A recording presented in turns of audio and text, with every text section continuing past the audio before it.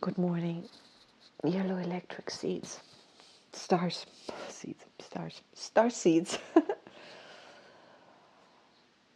Today I just scrapped a 40-minute recording because, nope. Wave spell of the World Bridger. I don't know if you followed, remember on World Bridger, when the World Bridger is around, I frequently mess up something in my recording process. I've moved over to another app so that doesn't happen anymore. And then I import the recordings.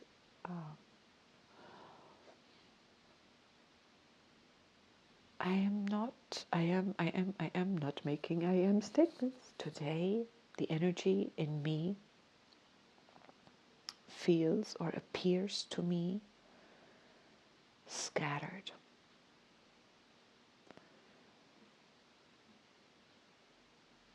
Not disharmonious. It could easily be. I'm holding a harmonious field that holds this very many frequencies or whatever it is going on inside of me. I'm feeling very quiet and uninspired. And I feel the silence of surrender. It's a silent Sunday morning. There's not a wind, not a breath of wind out there by the looks of it. Nothing moves. There's no sounds anywhere. Beautiful.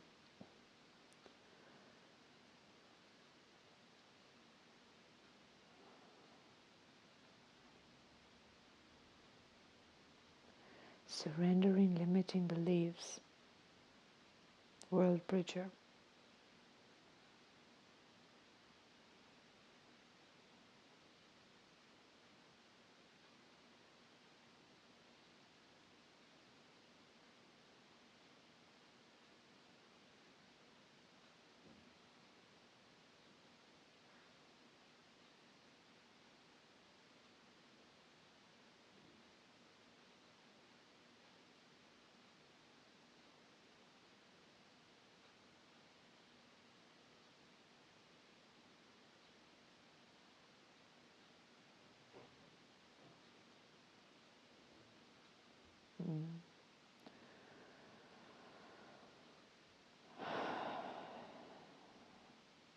And the electric star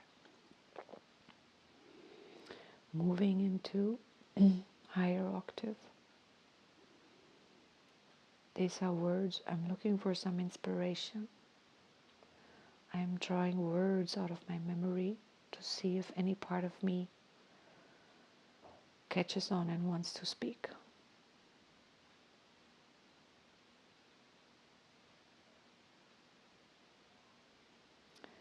The lunar hand yesterday. What is the challenge? What showed up in your life yesterday? What are your relationships teaching you? It's one of the questions. What are relationships teaching us? What are our obstacles? In letting go, in surrendering, in creating, not creating, in this case, really allowing new possibilities to show up. I had some interesting experiences yesterday with regards to that. And I went full on into allow it, flow with it, see what happens.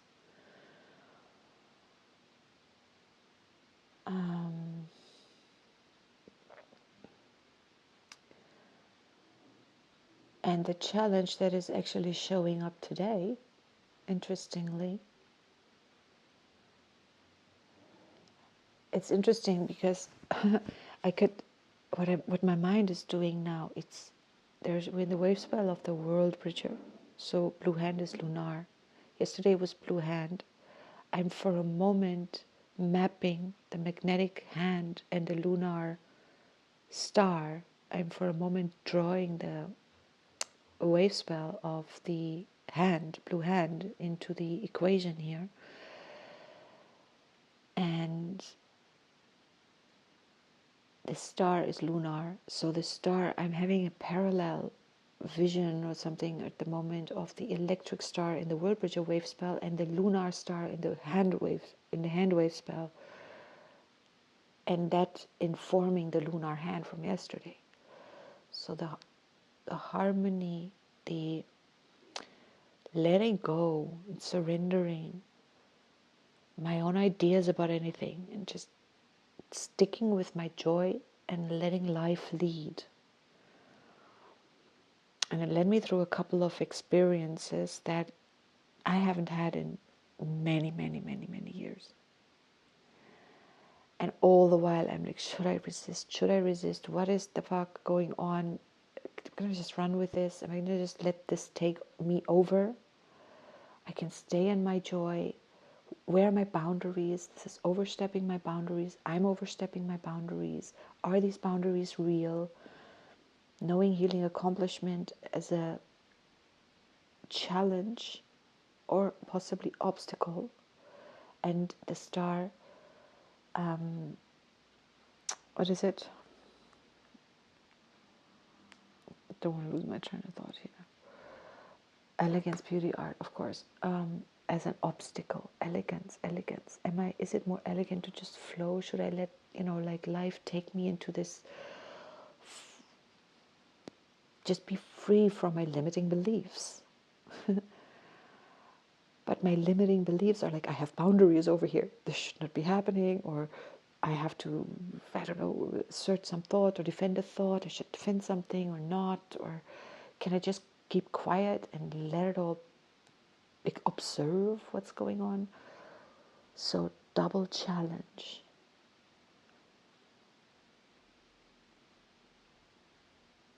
The harmony, how am I in harmony with my environment? This included other people.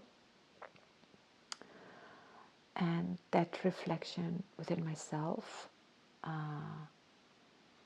my sense of self, where does it just got totally challenged. By me though, not by the environment. It's like, who am I? What does it say about me if I say, think, or do, or feel this, or if I say, think, do, feel that? My mind like wants to weave stories immediately. And the thought of like, if I'm like, I determine, I can't explain this because there's so many moving parts, and like, should I just say hooray, like take it all, surrender all my limiting beliefs and just be in the experience? Really, really difficult. Super difficult. And I realized there are experiences that I may want, but if I'm given, if they come too fast, I feel like I'm run over. If they come too slow, I have too much time to think, and I may not even allow myself to enter the experience. I may just overthink everything. So it's like challenge, yellow human decision, knowing, accomplishing. What am I trying to accomplish? Am I trying to uphold an image of myself? Or am I want to accomplish, like, just be like a child, just run with it. Like, just see what happens. There isn't going to be a pain here. There isn't going to be a moment of you're not going to be painted in a corner, so to speak. Because if I get to be painted in a corner, I am that corner. I have created that corner. And there are no corners. They're just soap bubbles. I mean, hello, burst them already, and then there's nothing. There's only a free-flowing space.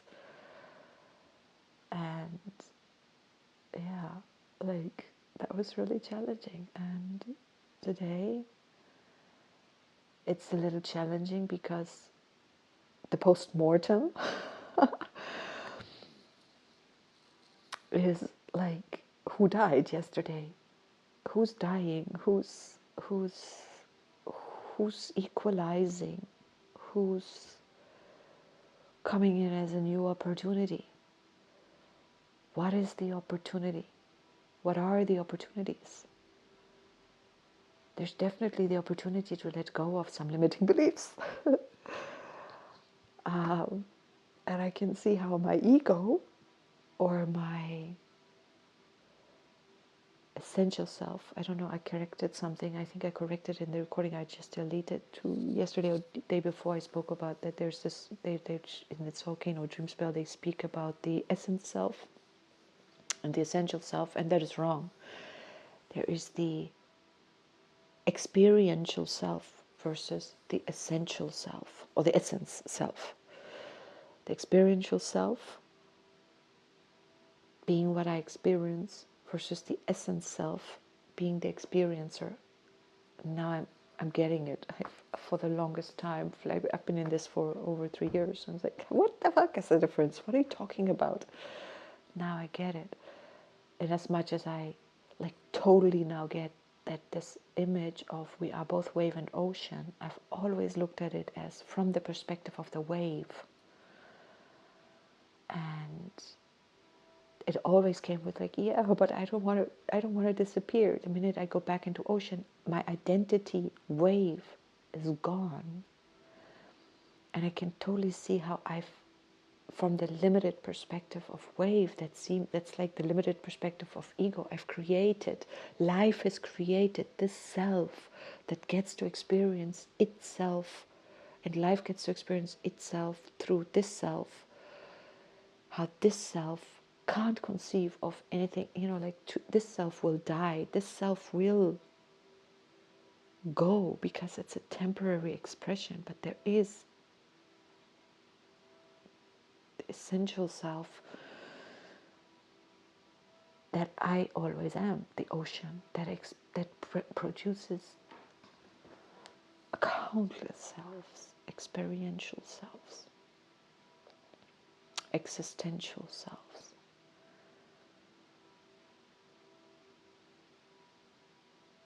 And yeah, so greater harmony star, the guided by the yellow human, this choice making business again, it's giving me a headache. Don't say that again, Tatiana. The universe hears you. It's giving me a proverbial headache. Thank you. Just wanted to make that clear. Not a literal one. Thank you. Moving into a light of mind, mind of light. Anyway, we have the monkey as analog kin, the skywalker as occult, and the mirror as antipode, truth, reflection, order. Art and harmony reflect as order.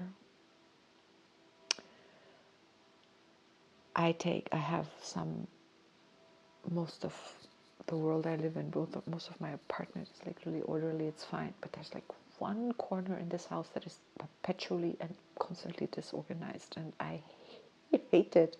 I really don't like it. It really bugs me. It's just really difficult to get order into it, and I need more space.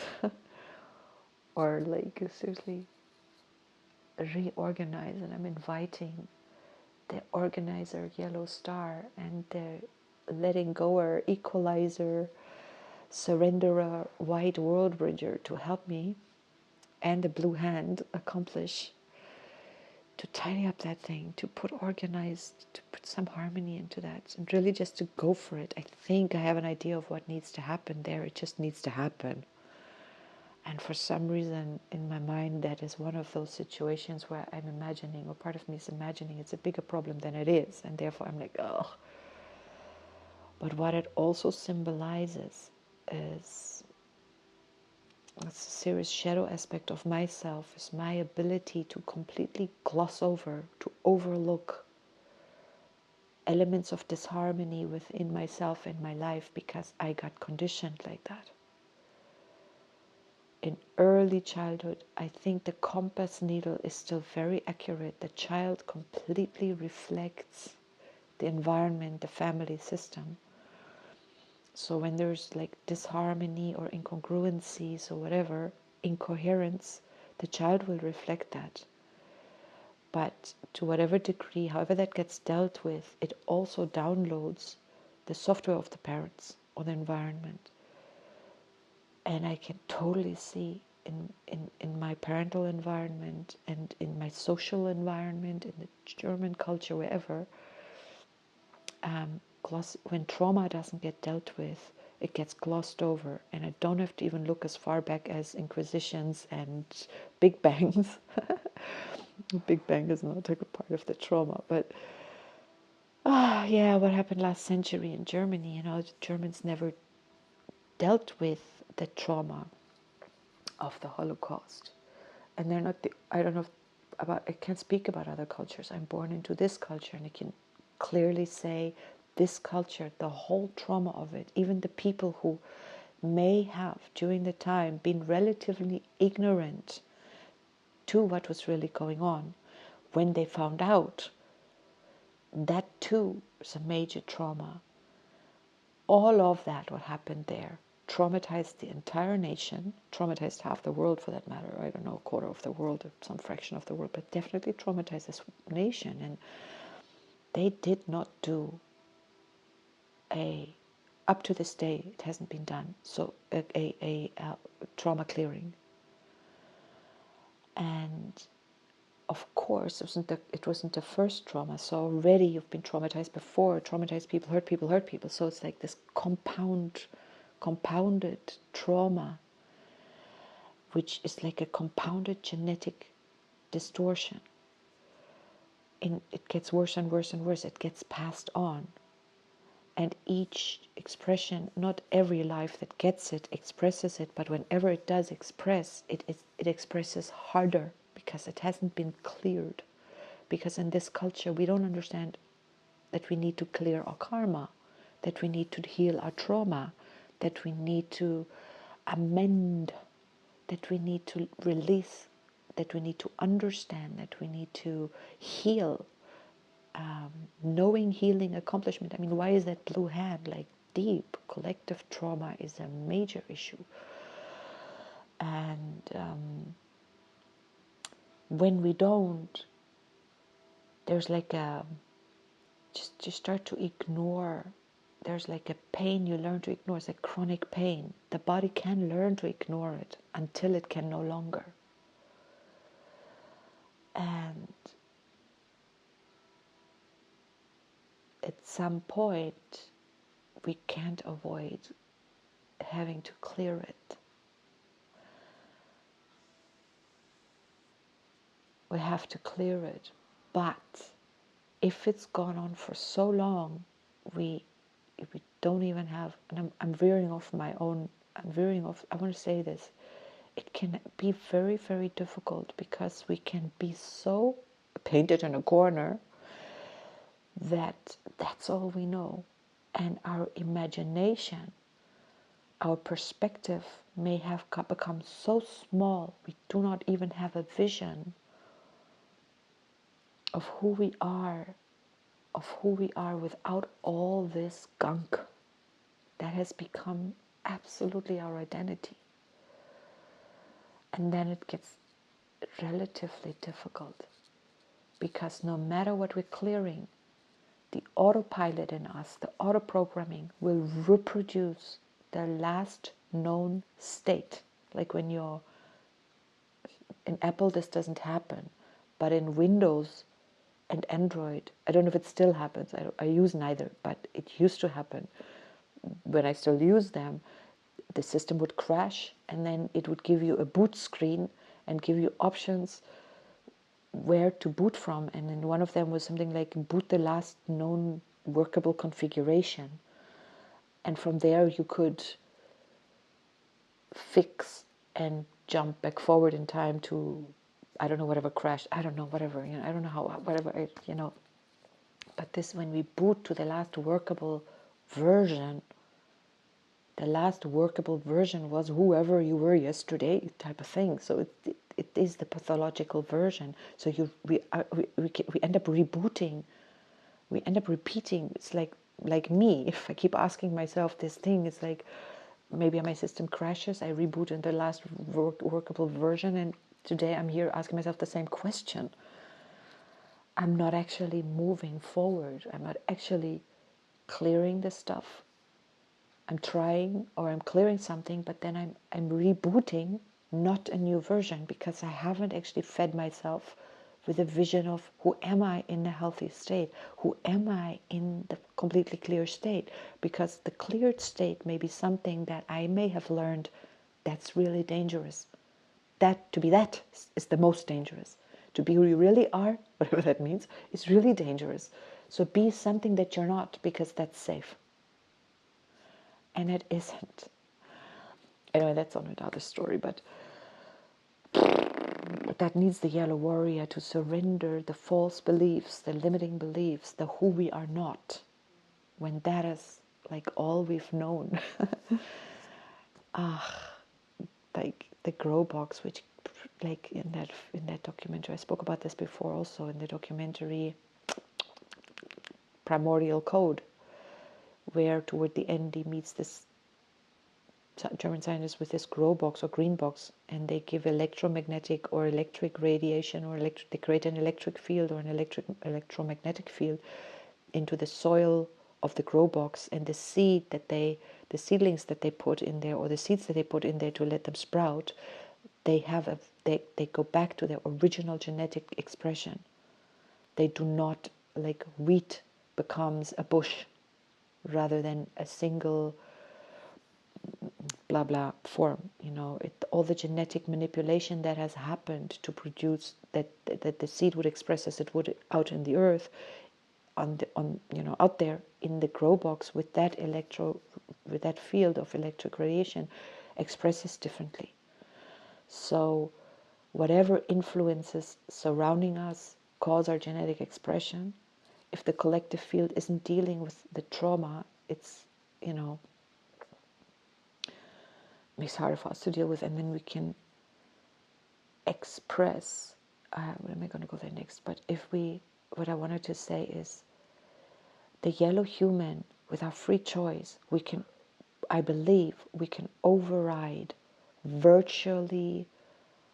We can override well, we have to choose. I don't know. We can override a lot of influences from the environment. I genuinely believe that. If you're in electrosmog, for example, to a very large degree, your own determination, your self-determination, or maybe you have to be developed to a certain degree, I don't know, but there is a lot of influence we have that says, I'm not going to be, if I sit underneath electric wires, that's not going to negatively influence me, because I determine my state of being. I am the ocean. I determine the state of that wave. Or I say, whatever happens, fine. I'm here to be the ocean, witnessing, experiencing my waves. Whatever happens to them, I don't need to control that at all, because I'm happy to engage with whatever influences engage with me and see what happens. Very different paradigm. But on the point of overlooking that little messy corner, like the ability, which is survival ability, to look over the pain. We overlook it because we're on a mission to live and survive. But sometimes that's can really cause a lot of trouble down the line. Like when we experience abuse in childhood, or gaslighting, for example. It's a great one. It's not as, but it's just as, unconscious abuse, maybe, whatever conscious. But if we experience that a lot, it becomes so normal.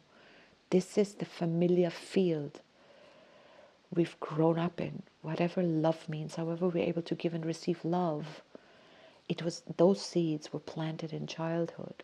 What's familiar?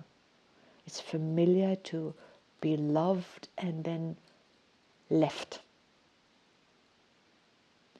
Maybe it's familiar to know I am loved, but I am left alone anyway.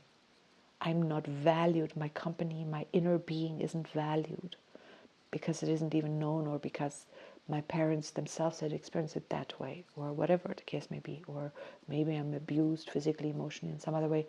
That's normal. So I'm going to, by one way or the other, recreate that in adulthood because that's what I know. That's how I function.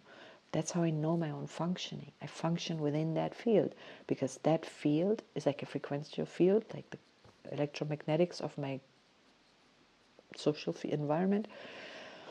I will reproduce that so that I feel myself coherently as I know myself, that I may not function optimally or express genetically, spiritually, truthfully, or I'm always expressing truthfully. I don't want to bring truth into the equation, but I shouldn't I, whatever. Is it a judgment or an ultimate truth, or like a essential self or experiential self? What is it? Not experiential self, existential self.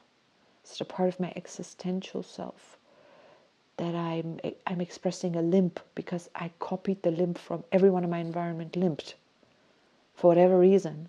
I have no reason to limp, but because they all limped, I took on the limp. Also because I got some weird looks when I didn't, whatever. It's like, but later on, can we see that?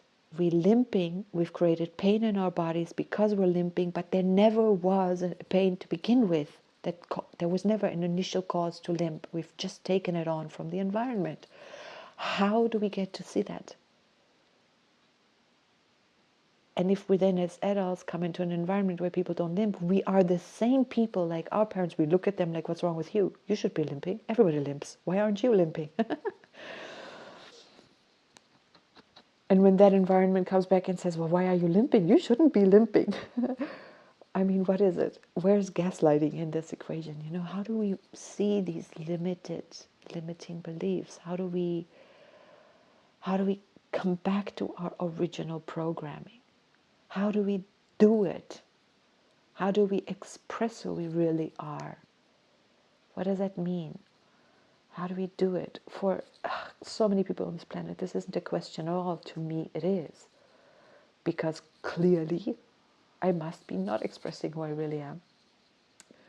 And I live in a field where that is really a question to a lot of people. And it's not even like I am not who I really am, but I am also an evolving being. So how do I not stay stuck in one evolutionary stage? Just because perhaps it's comfortable.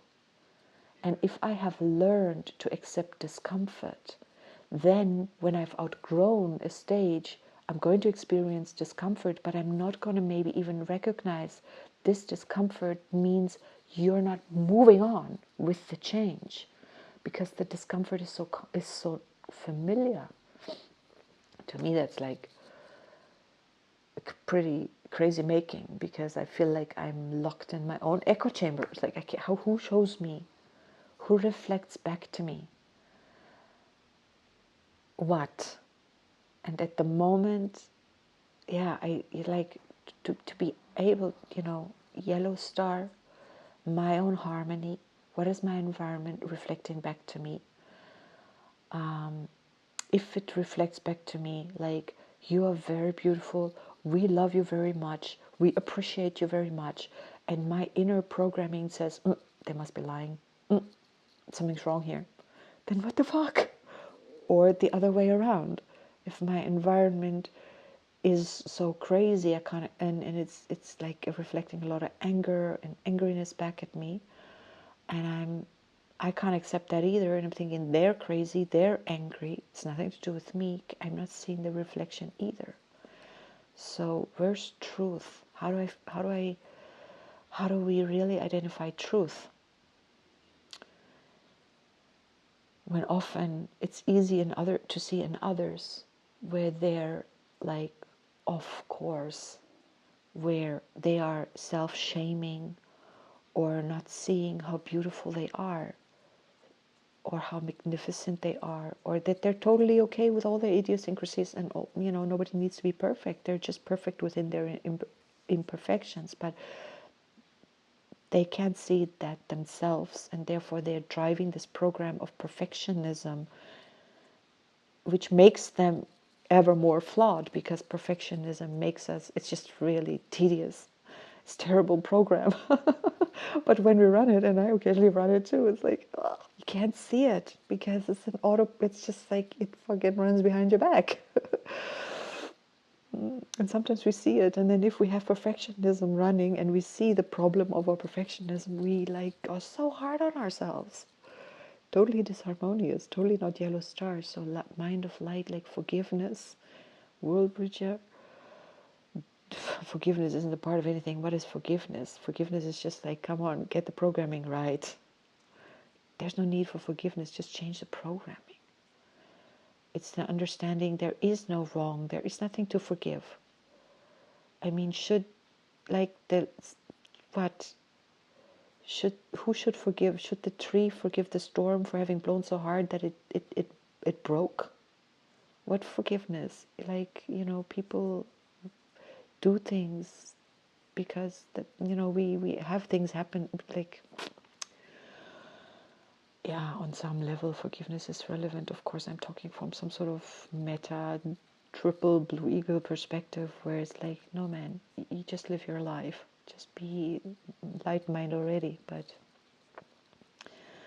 of course, forgiveness means to free ourselves, to equalize, because if there's unforgiveness, we are yoked to that which we have not forgiven. That or that person or that situation may not be disturbed by that yoke. Well, the situation doesn't matter, but the person, they may be completely free, because they're not having the issue to forgive. You have it, and then if you don't forgive it, you're in bondage.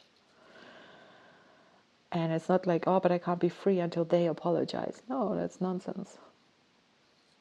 We don't need them to apologize.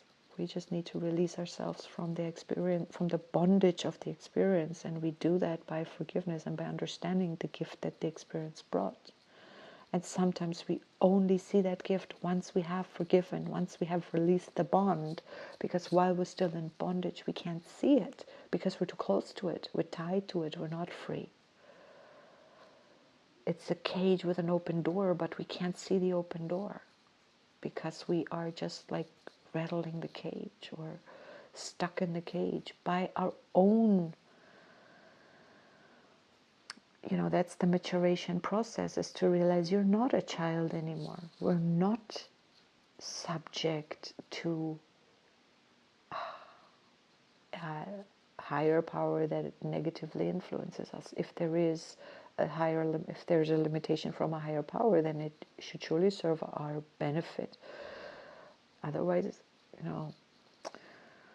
so, yeah, freedom from bondage, a world bridger, freedom from bondage, freedom from limiting beliefs, freedom from believing that our existential self is our essence self. But they are they are in bondage to each other. They are linked. But it should be a dance, a bond of freedom, a bond of support, a mutually complementary experience, And if it isn't, where is that warrior that sets us free, the ferryman that carries us over to the shores, over this water of whatever, that frees us, that we free ourselves. The Savior's not outside there, even though occasionally, of course, help comes from outside, inspiration comes from outside, situations come from outside. But essentially, that situation would affect you zero if you weren't ready to be affected by it. So that's still, the key is always still within, or the lock is within. We need to align lock and key, and we do that by our free choice, by what we want, what we wish, how we wish to be. And when I can't see a better version of who I am, then at least, and it happens, then at least I can say, I want to be able to see. I want to be able to see a vision.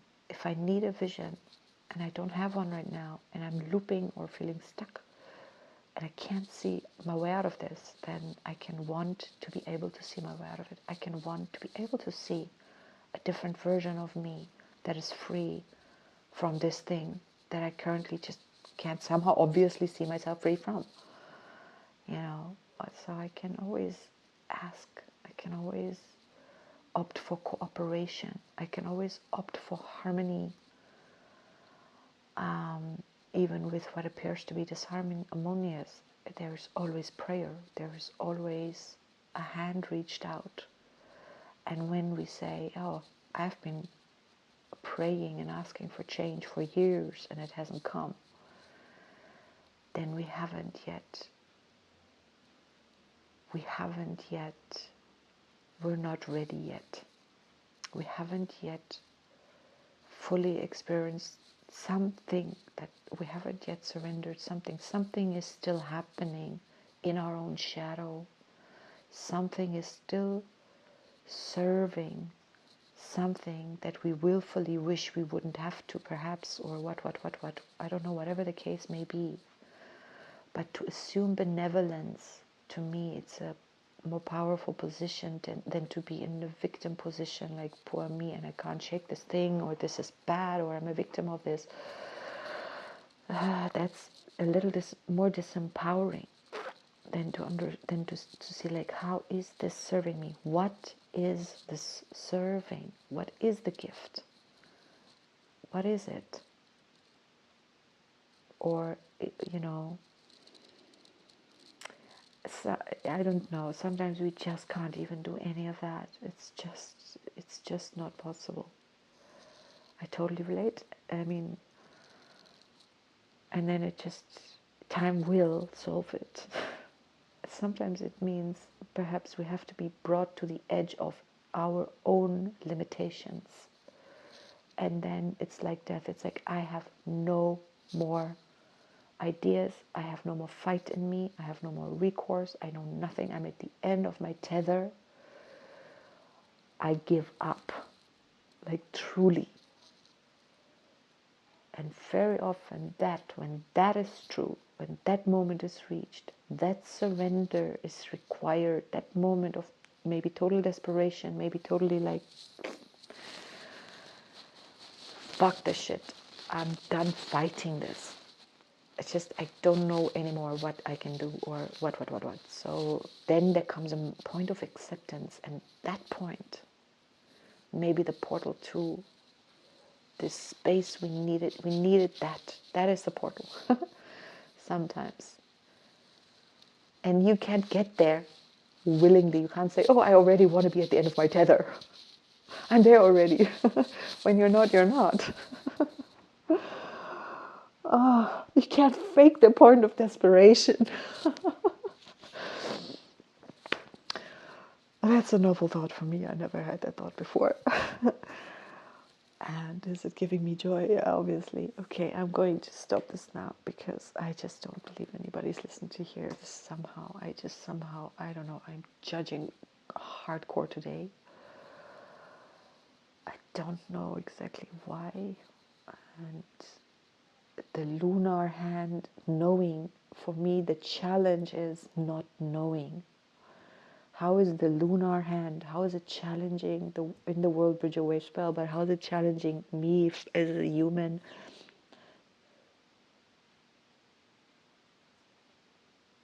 Not allowing death, maybe a challenge. Definitely not knowing for me is a challenge. Occasionally, not always. Sometimes not knowing is totally the state of bliss. But to transcend knowing, now let's take me there for a minute.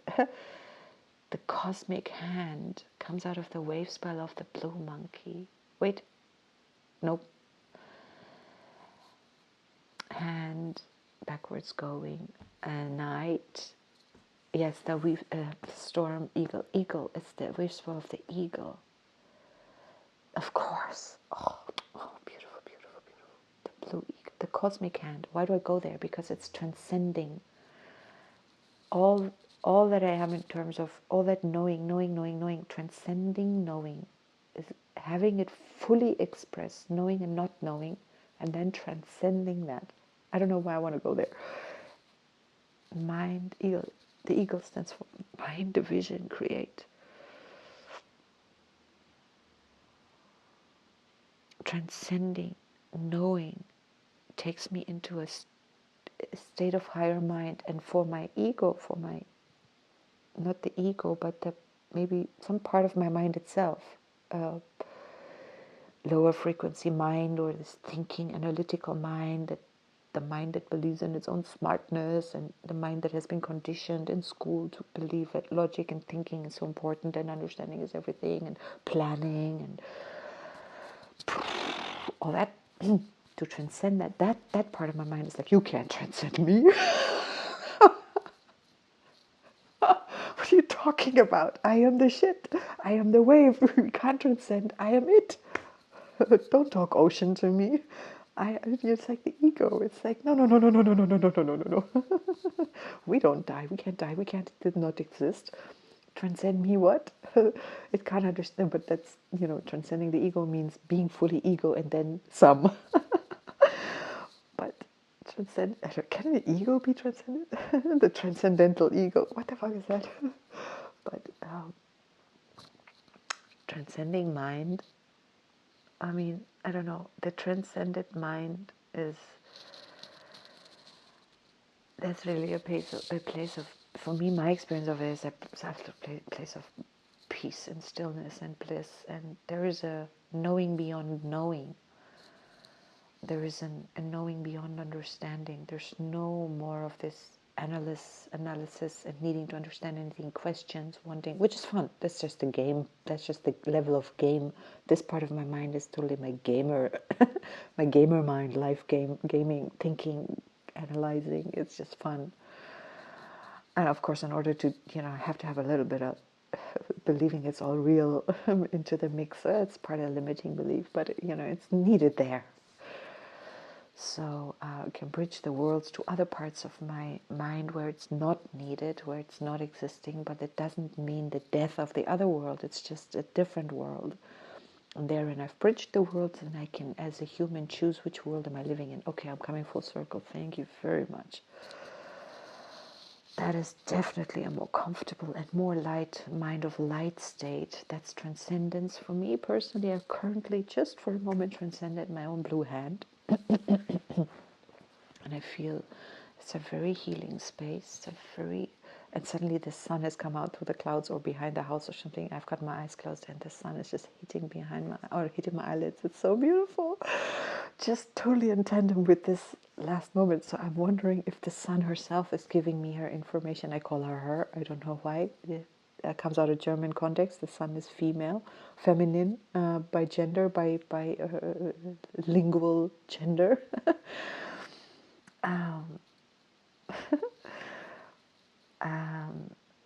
The sun, it is giving me its light codes entering through my closed eyes and suddenly changing my whole perspective. How interesting is that? A chicken or egg? Who came first? Life or death? Who came first? Certainly death came first. The non-existence, but death is the end of a life, right? So it cannot come first. But life, well, life has to come first. The chicken has to come first. The chicken produces the egg. But who produced the chicken? And therein lies this Orphic egg. I'm taken back to the tarot or to wherever, the Orphic egg. I struggled with understanding that concept for a long time as well. It's like creation. We don't have to understand what came before, because all we need is what are we engaging with right now, right? Everything else is just, I don't know, mental masturbation. Which is fun. No question about that. It's just like, yeah, go on into the quantum field, but it has to be relevant. So many perspectives of life, so many truths, so many trajectories we can go on to, and they come out, they compute conclusive. But they are like polarly opposite other equally conclusive perspectives, and that's the yellow star. Can we allow the art, we can zoom out. When you zoom in, the one truth conflicts perhaps with another. Or it doesn't conflict, but yours can't be right if mine is right. They're not in conflict with each other, but only one can be right. From a certain level, that would be true. It's right that I am human, I'm not a dog. That is an irrefutable truth. But I can certainly take myself into another level where that isn't so true at all. Absolutely not. 1 plus 1 is 2. On another level, it's 3 and it's much more. Or it's 1. 1 plus 1 is certainly 1. But I mean, it's like the star teaches us or shows us that the harmony is the art of life. It's kind of quantum in a way, because it allows for the superposition of everything. Everything is just a superposition, but within itself, but with the potentiality of it is its own reality. And it will collapse and create its own reality, which why the multiverse theory, not multiverse, parallel universes, it sort of makes sense to me. I like the idea of that, and I like the timeline jump. These other realities exist, and I have access. The world bridger is a timeline jumper also. But the Skywalker, the Skywalker, and the Skywalker attached to the star, and the world bridger with a warrior, and who else is there? The no. Who's blue on the world bridger? Lazy brain. Oh, the eagle, duh. Yeah, the vision between the different worlds. Oh yeah, fuck, the different seeds. The ego carries the seed potentials of all the superpositions. Like, I mean, not all of them. Doesn't have to be all of them. It can be just 3. It's enough. Okay, Tatjana, enough now. I wish us all a harmonious day with harmony with our challenges, and being harmonizing our challenges and having a field broad enough to encompass many opposing views, different possibilities. Maybe if there is a clash, we just need to make the field a little bit wider. Like, my realization about my messy corner is I don't have enough space to put the things that I have there. So I need to address that messy corner with the idea of I need more space. So I'm going to build a room onto this apartment, which I cannot do, but I'm going to ask for a solution. There is an elegant solution, I just haven't found it yet. I haven't prioritized that. And I think I'm going to prioritize that. And it might require some radical letting go of limiting some things and some radical release of objects in my life. I just have to get rid of some stuff. Stop clinging. I have to place myself into a different space within myself, because if I'm in the space of clinging, then I'm obviously threatened and I can't let go. I have to do some Marie Kondo here. See what feels good. But first, before you can do Marie Kondo, her first step, and then you're really doing Marie Kondo if you're doing that first step, but the first step, and she says, if you don't do that step, you cannot do the rest. And I've once done her method and I haven't done the first step properly. So I did it really well, 95%. But there was that 5% that I couldn't get to. And the reason I couldn't complete, and this is really very much, well, if you did listen to hear that, maybe this is the nugget. The reason I couldn't completion, blue hand, lunar hand, the challenge, which if done properly, it will stabilize. If not, it will challenge. And I didn't do it properly. I didn't fully engage. I was impatient. I was lazy. I didn't fully engage with the vision, with the first step, because you have to see yourself, who you want to be. It's placed in the Marie Kondo method into the future. Who do you want to be? And how do you have to really fully imagine that or see that, and then that future self will inform the tidying up process, because from that perspective, that person, how do you want to live? How does this she, in my case I'm a she, how does the person you want to be, how do they live? That's why I believe the KonMari method is a deeply spiritual healing method. If anybody is ill, I believe if we do the KonMari method properly, it could possibly be the pathway to healing. Note to self. And if there is a laziness for me, like, wait, I didn't do it properly in the beginning. I was eager to just get started with the tidying up process. That's really all I wanted. So I half-arsed the beginning. Then I loved her tidying process, served me very well, although I think I may not have noticed even along the process where I held on to more than I actually should have. And in the end, I was left with a little pile of mess that I just couldn't even touch. And I could look at it and be like, this is like the opposing magnet. And it was still like attached to the present me and not attached. It was just, I can't even say that, because since I didn't do the first step properly, it's like an equation, a math equation, complex equation. But one little thing is a little bit out.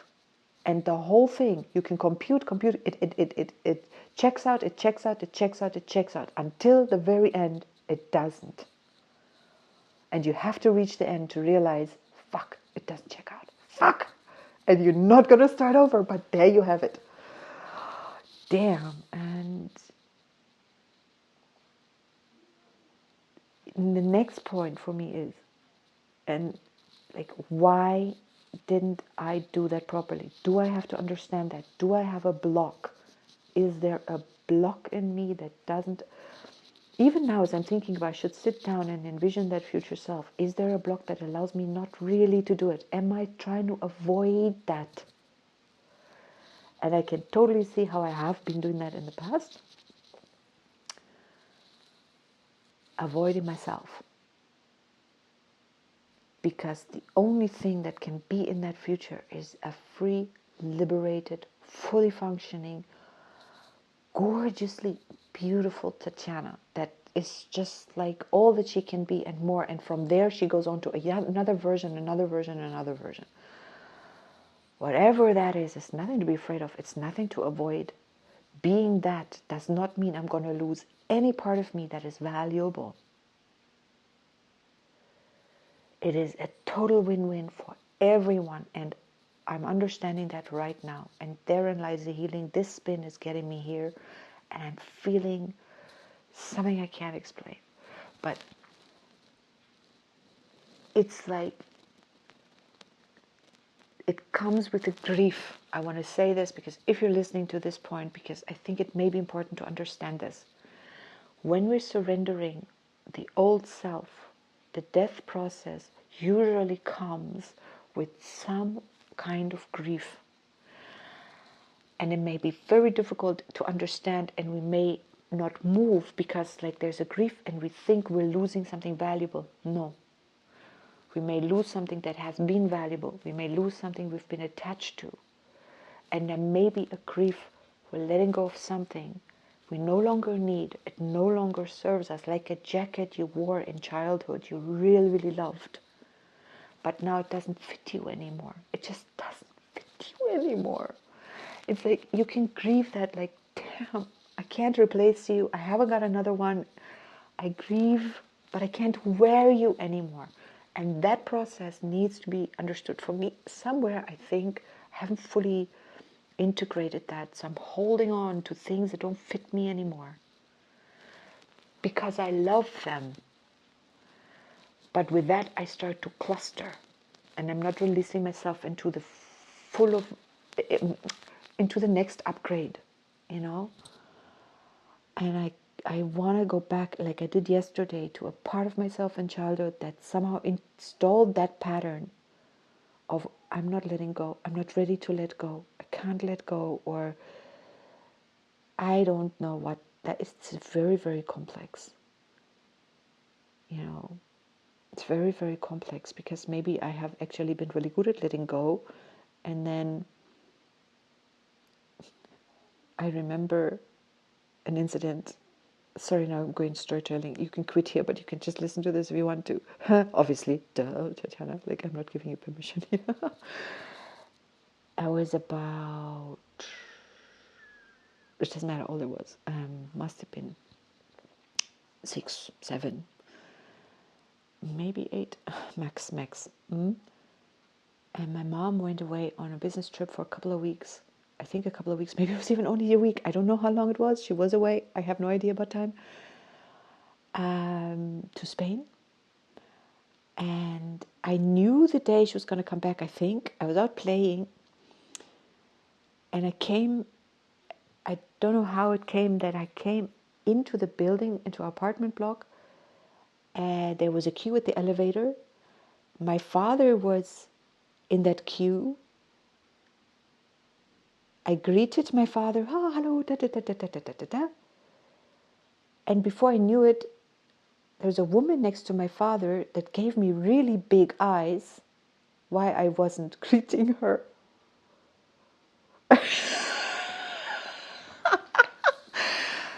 It was my mother and I didn't recognize her.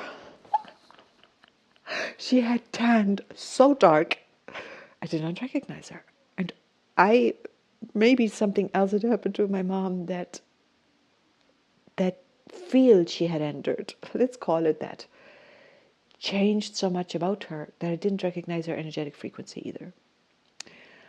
And I mean, this probably didn't happen, but I think she was deeply shocked and like upset that I wasn't throwing my arms around her or something. I don't know, like, so maybe I was like so good in letting go. She felt like maybe I didn't miss her. And I probably didn't. I don't know. Like, as I'm saying, it's complex, but what am I dealing with today? To see where's the lunar hand, or the lunar, I can take it one step further back, the lunar world bridger. When the world bridger is in the position of what's hindering me from in the process of letting go, that's the wave spell of the serpent. If we can't let go, this serpent can't shed properly. And if we don't shed, we become toxic. Our non-shed material becomes a toxin to us. It's like non-cleaned dirt, or like the dirty corners of the apartment or so, whatever, like it's like a toxin in the environment. We need to clean house. We need to let go. We need to let die. When we have too much toxin in the body or in the system, or we can't change anymore to the upgrades, we will die. The body itself will be let go because a new one is required. It's elegant, it's harmonious, it's beautiful. What's not so elegant is the way in the new world that we're aging, the way we're becoming less able. You ideally should live your full term until the day you die in full capacity of all your mental and physical functioning, even if at some point, procreation has been, if that's part of the genetic programming, you're wired for procreation, and then after that there's no longer enough newness for your life, then that's also fine. Then you incarnate on all kinds of different planets or different societies on the earth, so you always get to experience total newness, totally new paradigms, new culture, new beliefs, new limitations, new people to love, new experiences to make, born in the snow, born in the desert, born by the ocean, born by the mountains, whatever. It's all valuable, but you're not going to be born in the snowy desert, mountain, beach. Not very likely. But the earth is changing, so maybe it is. Up there it's snowy and you go skiing. Down here it's 30 degrees and you sit by the beach. Oh, bless. I mean, really, if we have the wherewithal to imagine it, this time-space reality has the wherewithal to create it. And we do well to remember that. And to remember time is a blessing, not a curse. And the passage of time, speedy or slow, is all a blessing, not a curse. And we have some say in the matter. Okay, now I've done it. 1 hour. I wish you a beautiful, beautiful, beautiful day. Aho.